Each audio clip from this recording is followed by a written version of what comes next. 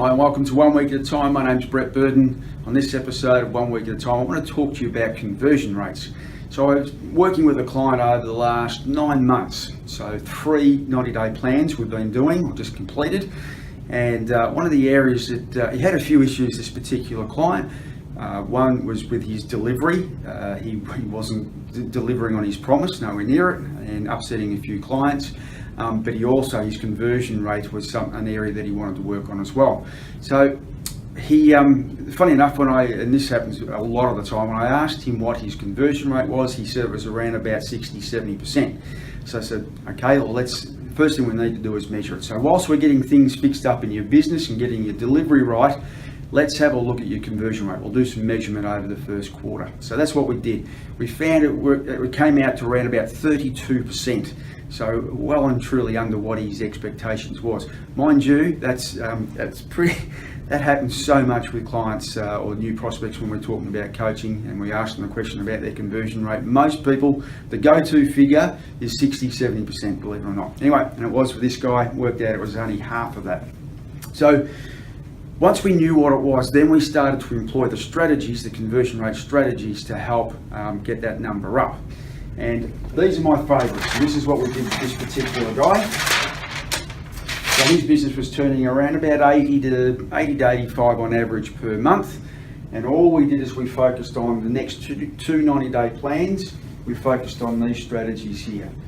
So making sure that we're following up on every quote that we do. You know, I heard many years ago that if you're not prepared to follow up a quote, then don't do the quote in the first place. Now, I'm not going to suggest you do that, but seriously, I don't know why you would do a quote. I have clients who spend hours and hours and hours every week doing quotes. Why wouldn't you follow it up? Why wouldn't you take 5 or 10 minutes each week to follow it up? So we put in his default diary on a Thursday morning that he was to make sure that every quote that he'd sent out was getting followed up continually.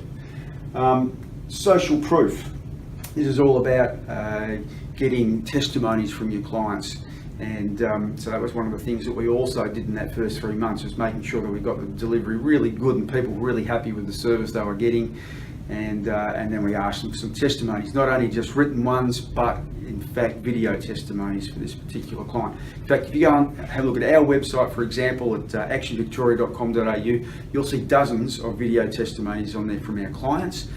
So instead, when I have a potential coaching client come to me, they often, so why are you so good? And I'll just say, look, to be honest, I don't really particularly want to answer that question, because anything that comes out of my mouth now is just going to sound like a sales pitch. Why don't you go along and have a look at our website, have a look at some videos, and if there's some people on there that you want to speak to, we'll put you in touch with them and you can ask those questions of them.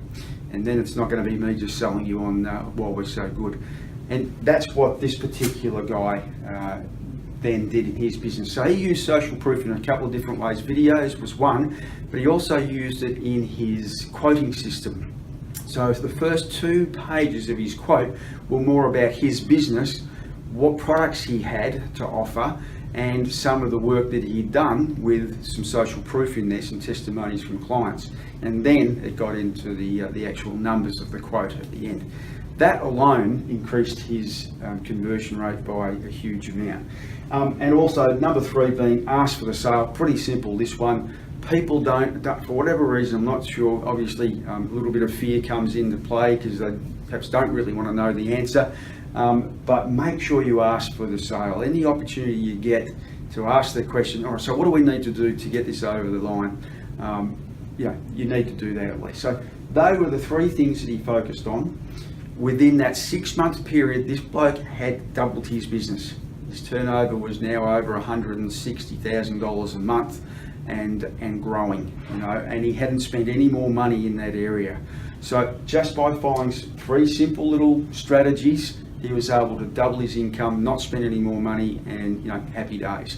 So if you need any more information, haven't been able to go through all of this like normal, like I would like to, but if you'd like to come along to a workshop where we explain how to go about doing this, more than happy for you to do so. Give me a call, email me, and we'll get some information to you if you're interested and you'd like to know more. Anyway, have a great week. We'll talk to you soon. Bye for now.